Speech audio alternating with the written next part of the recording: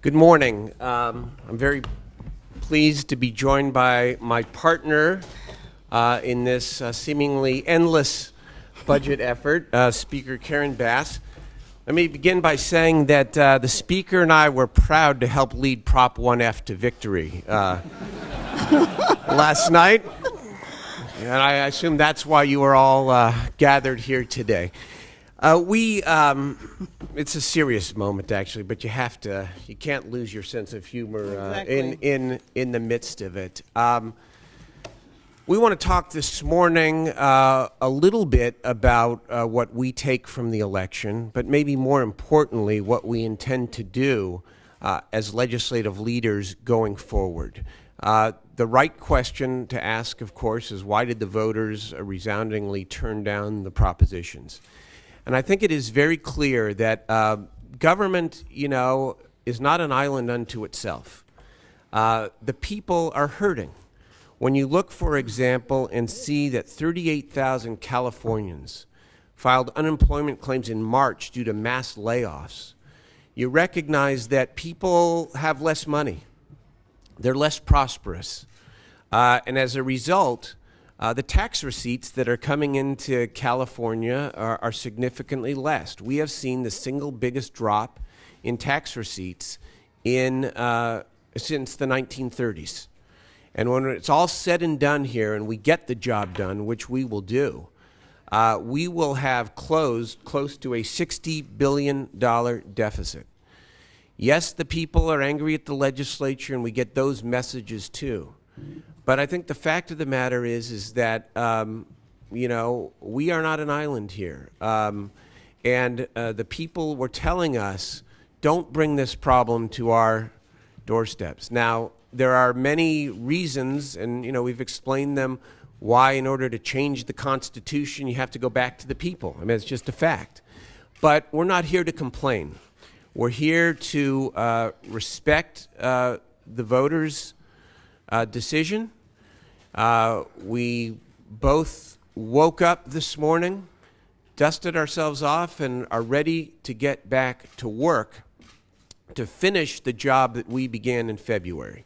In February, we took a $42 billion hunk out of the deficit.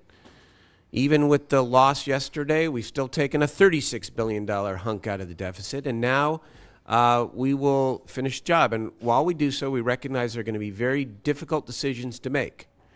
And we also recognize that there are going to have to be some very serious cuts. At the same time, we will stand up for democratic values. We will do everything that we can to stand up for kids, to stand up for the elderly, to stand up to the people in society who are most vulnerable. No guarantees, no promises, but we go into this sober and recognizing that maybe here there's an opportunity to do things better, to do things in a different way, and like the people in California, to do the best we can with what it is we have. Happy to turn it over to the Speaker. Well, as the Pro Tem said, 24 hours after the election, we are ready to get started resolving the situation that we find our state in, the $21 billion deficit. But let me just take a moment and say that over the last couple of months, campaigning for the initiatives up and down the state, I found the following. I would go into a room, whether it was a room of 30 or a room of 300 or 400 in town hall meetings or speaking to members of congregations, and I found the basic fact that voters were very confused about what it is that we were asking them to do and why we were asking them to help us solve the budget problem. After all, that is your job. Why are you coming to us?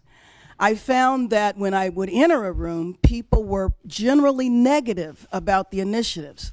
But after talking to them, after going through each initiative and explaining it, putting it within the context of a national recession, a very deep recession in California, the particularities of California where we have this initiative process. We had to go to the voters because of initiatives that they had voted for in the past.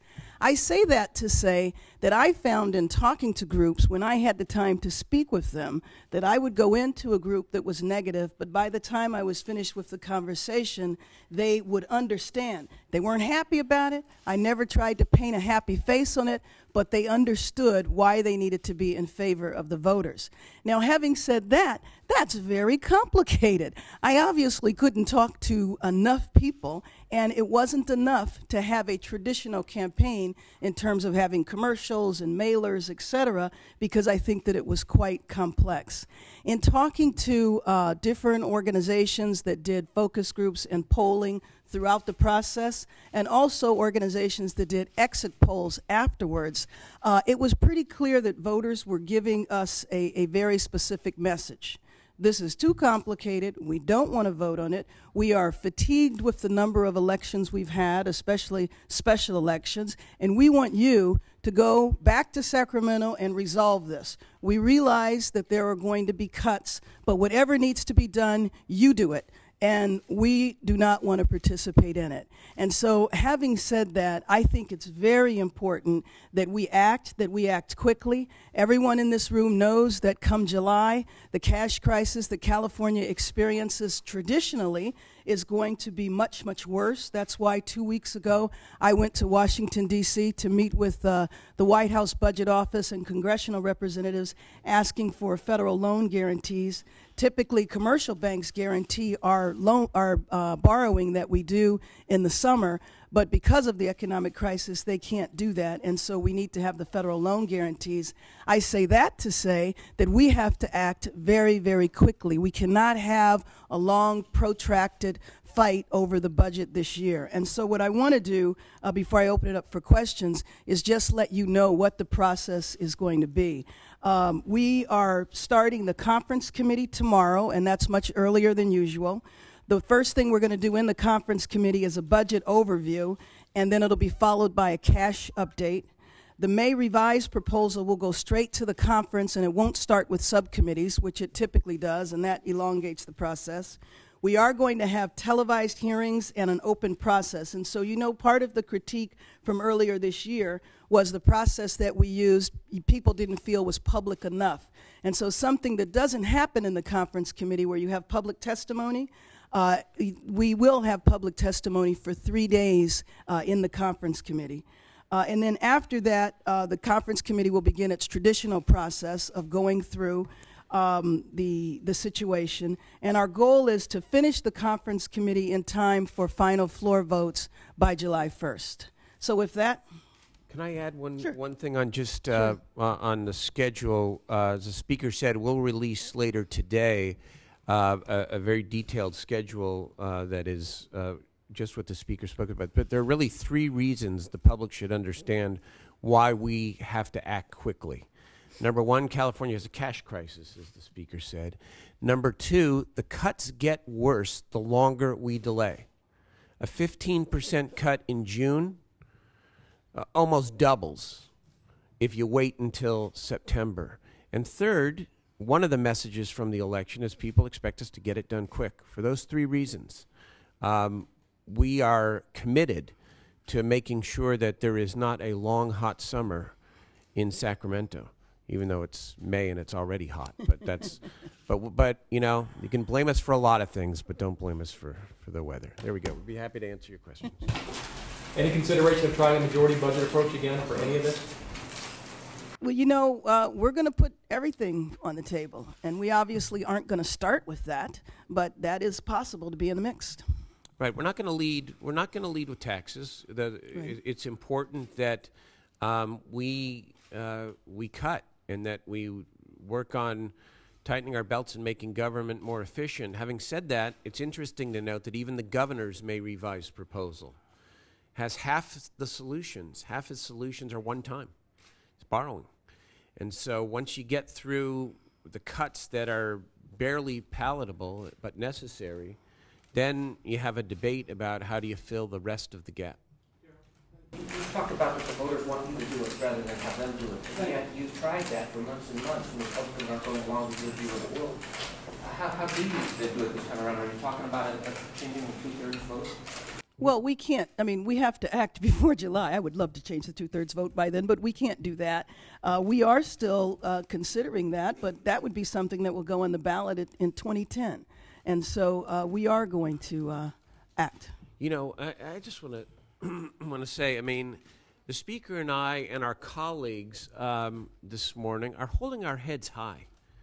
We are, because when you think back to February and how California was on the verge of an economic catastrophe, and we did pass a bipartisan budget, imperfect, obviously imperfect, resolving $42 billion of the largest deficit in history. Now, we're not getting $6 billion of that as a result of what the voters have said, but we are still a lot farther along in solving that will come close to amounting to a $60 billion deficit by the time we are through. And so, you know what? We're holding our heads high. We get the message, and the people have spoken. We respect that. But we're just ready to go right back to work and solve the rest of the problem.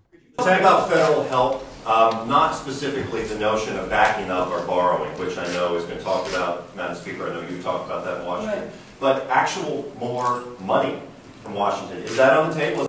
Well, you know, that's, I can tell you, having been at D.C. just 2 weeks ago, that is not on the table. I would love for it to be, but it is not. And I think that the feds were quite clear when I was back there. That's why we were specifically asking for the loan guarantees and why we were specifically not asking for more cash. I do think what I heard from the Vice President's office, who is in charge of the implementation of the economic stimulus, is that they really want to see what works in terms of the first go-round of economic stimulus. So I don't believe that they're inclined to issue more cash. Can you give us an example of cuts, programs that are going to be hit hardest? Well, I don't think there is any way to avoid significant across-the-board cuts in all areas. Education, health, human services, corrections. That's right. Nothing. It's all on the table. The state workforce. I mean, nothing will be immune from cuts. The other federal challenge, of course, which has been spoken a lot about, is whether or not we risk losing the existing federal economic stimulus dollars by cutting too deeply. And that's something we're going to have to work out with the federal government. And, you know, we recognize there may not be more coming from Washington, and they've been a great help to us thus far. But, you know, it's also true that the health of the nation's economy is dependent upon California's economy recovering sooner rather than later. Take the point of view that this election essentially was a mandate to voters to cut, and that there really should be no complaints once the cuts are made? Well, you know, I mean, once again, in talking to many, many voters over these last few months, voters want you to handle the problem. They want you to cut. They just don't want you to cut education. They don't want you to cut health. They don't want you to cut human services. They don't want you to cut corrections. And so it puts us in a difficult spot. We know we are going to have to make cuts. And as the Pro Tem said earlier, while we're in this economic crisis, we need the safety net more than ever. But we are going to have to cut back in health and human services. We are just going to try to make sure that we don't cut so deeply, one, that we jeopardize federal funding, and two, that we don't contribute more to the economic crisis with homelessness, et cetera. Your colleagues across the aisle are saying this is a mandate to cut. How are you guys going to come to a compromise if they're...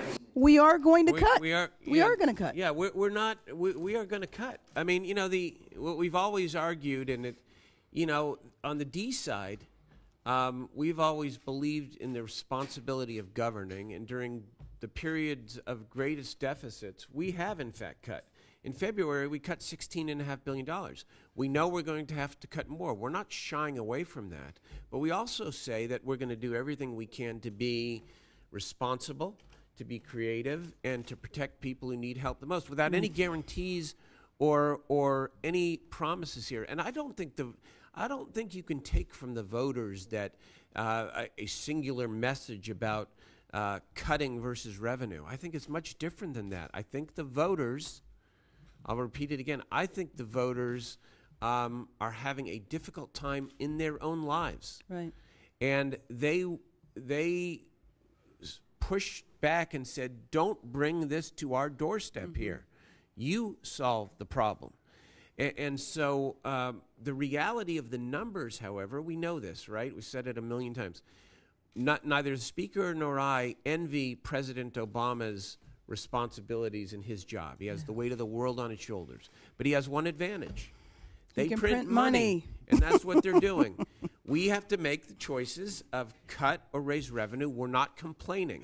It may be inconsistent that the voters don't want us to cut, but do want us to cut. Right. But that's the job we signed up for. We're going to do our best to try to bring the various pieces together and to, allow California to live to fight another day. Do you have some ideas on how to solve or balance this budget without exacerbating or making worse the structural problem?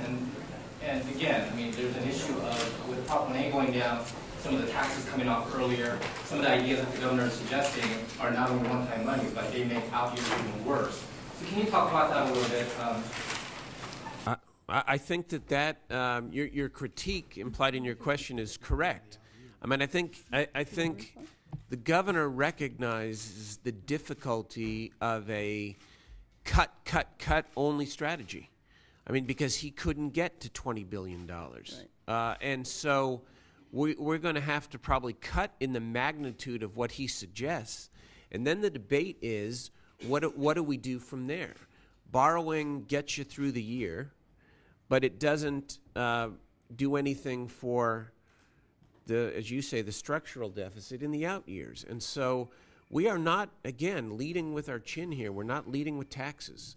But as the speaker said, we make those cuts, and then we will see whether borrowing is a better option than the other options that may be available. So you're not ruling out the tax? We're not ruling out anything. But look at a tax increase. I'm going to say, as a progressive liberal Democrat, is a little counterintuitive when people don't have much money. Right. I mean, it's so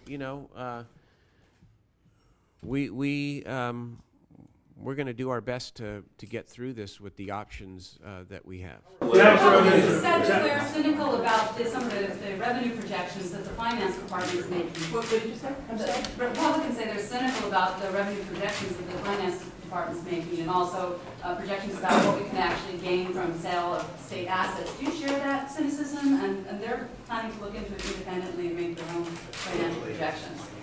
Well, I can speak to the assets. I mean, my concern about some of the assets that the governor is proposing that we sell is, number one, how long would that take?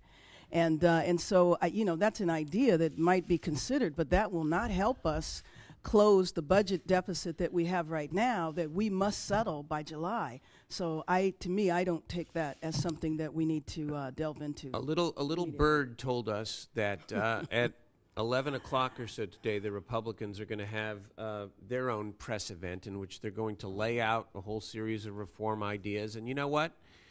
Let us respond ahead of time. We are we look forward to sitting down with our counterparts to talk about ways to make California work better. But what we need from them now is their list of proposed cuts. And I hope you ask them this question, because we'll be asking them. Are you willing to put cuts forward that impact the Department of Corrections, local government, public safety, public education in your districts? I think that one thing we will not do, we will act responsibly, but when it comes to the cut side, we will insist on working in full partnership with our counterparts. What do you think about borrowing from local government? What do you think about borrowing from local government? That has to be on the table. That will absolutely be on the table. And as you remember, that has been on the table before, and we did not want to go there at all. Right. And I can tell you we don't want to go there again, but it will be on the table. It will be part of the mix of what we decide. Tax revenues are down, unemployment's up, businesses are hurting. In order to get money back into the coffers, what are your plans for helping business and therefore helping the economy return? Well, in February, of course, I think we made a significant start. We granted a $100 million tax credit for new homes built, and apparently that's working very well. We granted a tax credit to the entertainment industry, to the biotech industry, a new hire credit of $2,000 for every new hire in California. And, we believe that we are, in fact, doing our part. But I mean, I think your question is an important one. Part of what we need to be about here in California is how do we use every lever at our disposal to create more prosperity and help people, so that the tax base itself grows. And, and that's what's challenging here, because on the one hand, we're going to have to cut and include cutting education. On the other hand, we need to be investing more in career education and linking education to the economy to create more high-wage jobs. We're going to have to balance that. Wait a minute. The Pro Tem mentioned the housing credit, and that has been working very, very well, and we've gotten several reports on that, as well as the entertainment industry tax credit. There was film production in my district for movies that had not filmed in L.A. or hadn't filmed in California, had been going to other states and overseas, and they told me on a specific set that the exact reason they were filming there was because of the tax credit we did. I do think, though, the most important thing we can do to help businesses, especially businesses that have contracts with the state of California, is to get the budget done as soon as possible so that we are not in a position of issuing vendors IOUs so that transportation projects are not halted, and I think that has to be our number one priority. Roger that. There's a proposal now to basically start over a constitutional convention. Do you think that's murdered? What would you? My view of the Constitutional Convention is that it's healthy that people are out there talking about change and actually putting together a process that could lead to change. If nothing else, it's a stalking horse, and it is a message to all of us that, grab the moment and use this crisis to try to change what we know it doesn't work for California anymore. And as part of this, over the course of this year and next year, we need to begin tackling those agendas. There's no reason that it has to wait for a constitutional convention, but I think the fact that they're out there is a healthy thing. And I think you'll hear from us in a week or two about how we specifically plan to approach looking at various reforms. Given that so much of the state of what government does is services and the cost of that for labor, clearly, Mr. Latham was talking about this morning, I've heard to others, that it's time that you sat down with public employee unions, just as private sector industries in distress have sat down with private sector unions and talk seriously about givebacks, about concessions, about renegotiating contracts to avoid the kind of service level cuts that would otherwise. Well, first of all, for the public employee groups that don't have contracts, they're already dealing with a 10% cut. And yet, given the magnitude of this deficit, I do agree that the state workforce is going to be part of the solution as well. But the public workforce is going to have to be part of the solution as well. Let me just say that specifically with the state workers in SEIU 1000, their contract, which we do need to ratify, they have made several concessions. So I think those discussions are taking place. Go ahead, you have a question. Yes, Madam Speaker, you already answered this a little bit, but regarding one of the assets, the governor's proposing in his budget to sell $1 billion of state compensation insurance funds assets without changing its constitutional charter. We're hearing that it might be more like 5 or 6 billion. Are you open to that? Have you heard it? I do think everything has to be put on the table, but I just have to say that the caution I feel with that is that it seems like every year we try to sell off one of the state assets and it doesn't deliver like it's supposed to. So I do think it needs to be on the table, but I will look at it with a little question mark in my mind. I'm open to 5 or 6 billion. Question? But you're right. We had this thing with Ed Fund 2 years ago where we promised $1 billion, and that turned out to be nothing. So none of these, they all should be on the table, but none of it is a panacea. Go ahead. Is it possible to report 19,000 undocumented immigrants to the country? Is it viable? Well, my understanding of the governor's proposal, which we will examine, so its viability I don't know, but we will examine, is that he is talking about turning over undocumented inmates to the Immigration Authority, to ICE, as opposed to just, and then for them to do with whether it's incarcerate them here or deport them. And so it's a proposal that we will examine. Its viability, I couldn't tell you right now. Here's one opportunity over the next number of months, the old crisis, into opportunity. You've got sort of three outstanding issues when it comes to corrections. You've got this open labor contract. It's been a fight for years. You've got the overcrowding lawsuit and the federal receiver over health care in the prisons. And then you have parole reform. Let's take the moment here between now and the end of the session, and let's wrap these together, and let's move forward on corrections policy in a significant way. I think we can do that. Madam Speaker, you're going to need one more Republican vote now with Assemblyman Price. Oh, he hasn't left yet. He did. I don't know, but we're already, but setting up his office. No, we're going to fight. He's going to vote in the Assembly in the morning and in the Senate in the afternoon. No, we actually, in all seriousness, I actually thought it was today, but the election has to be certified. So I think is it about 10 days or something? It's about 10 days, yeah. Right. But you're still going to need another Republican vote in your chamber. Yes. We are. And I am hoping that we will have, and actually I'm going to talk to the governor about this today. I want him to call that special election ASAP because it is a safe Democratic district. So I know we will have another vote when that election takes place. We got John and Jake. I'm sorry? And no, I don't think legally he can do it by then. Are we done with discussions about the lottery?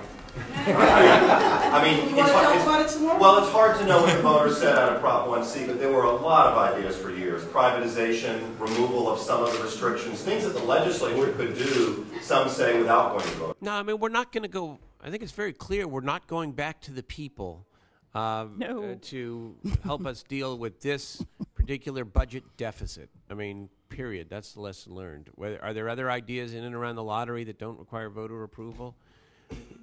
I don't know. We're going to look at everything. Do you support the idea of a waiver for a change in federal law to make additional cuts to Medi-Cal? I know that something the governor has talked about, was in D.C. talking about it this week. Oh, I certainly wouldn't want to do that right now. I know he's talking about it. It's not clear what's going to happen.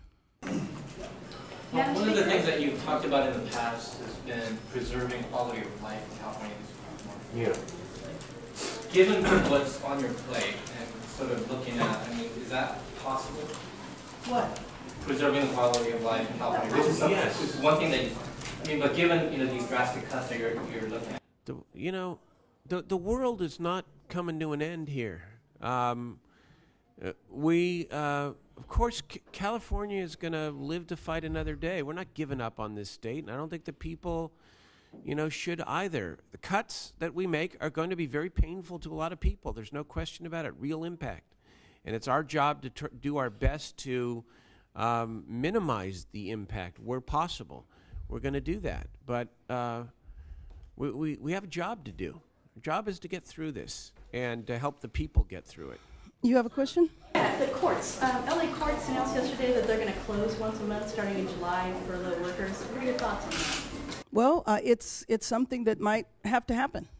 I mean, again, we are responding to this crisis on every level of government. In Los Angeles City, they're talking about laying off thousands of people. So, Do court closures need legislative approval? Not that I'm aware of. Do they? I don't think they do. Can water reform We got Jake over here. He's been waiting patiently. Talk about cuts a lot here, but are programs going to be eliminated? Small program, lots of things that could be eliminated? No, I no doubt that will probably be part of what occurs. Yes. Consolidation also. Consolidations. Well. I mean, this is an opportunity to look at ideas that have been on the table for a long time and to actually make them happen. Can water reform still be a Yes, we are going to do it. We are going to do it. We are committed to doing it. Our bicameral water working group, bipartisan working group, we are going to get it done. You talking about water? We have to.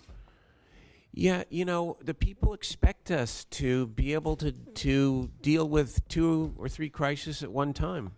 And we're up to it. I mean, we're not yet public on the water thing, but we'll tell you, we'll give you a little preview. We have more members working. Right. Together in a bicameral, bipartisan fashion to deal with California's water crisis. And we do not intend to be dissuaded by the fact that we also have to deal with the budget crisis at the same time. Will the Department of Boating and Waterways be up again for an examination to see if it might be cut? Yes. Does performance-based budgeting make any sense in this economic climate? Sure does. I mean, you know what? It's expensive, but I also think one of the great messages out of this election and out of many elections is that people want to know that there is a relationship between their tax dollar and what actually occurred that was positive as a result of that expenditure. Too much of government is process. Too much of government is checking a box.